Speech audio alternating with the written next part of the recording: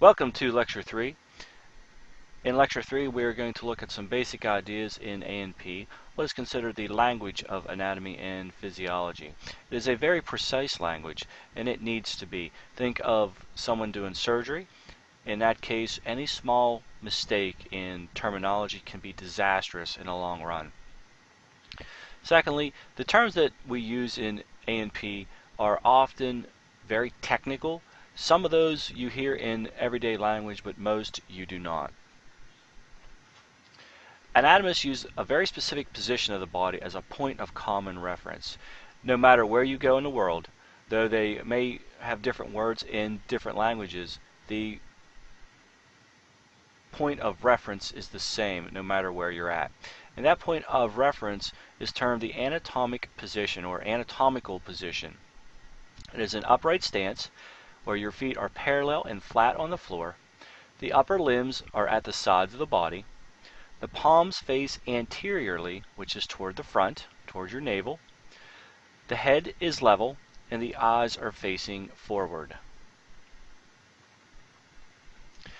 Now, we could break the body down into several different parts based on either sections and by plane.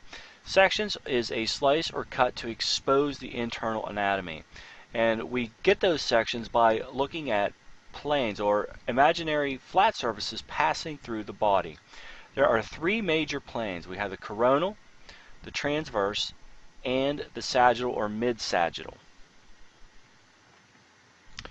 The coronal plane is a vertical plane dividing the body into anterior and posterior parts.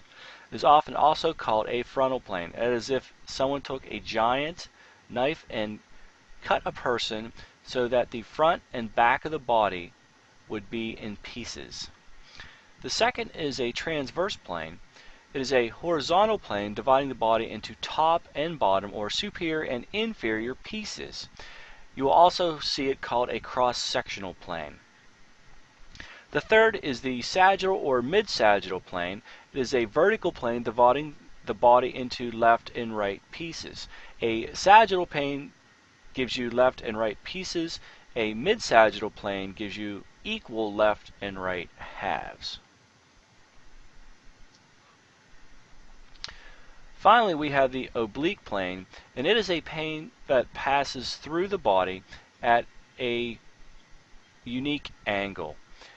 That is, it is not directly perpendicular or parallel to the body. It will pass at something like a 30 or 45 or 70 degree angle, somewhere in between 0 and 180 degrees.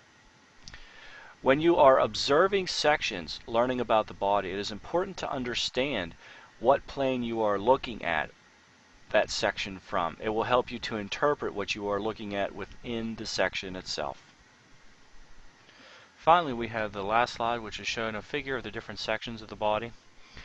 The very first one that we're going to look at is the coronal.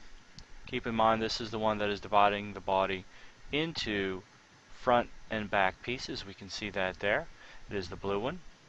Next, we have the transverse, which is this one here. It is giving you a section that gives you equal top and bottom pieces.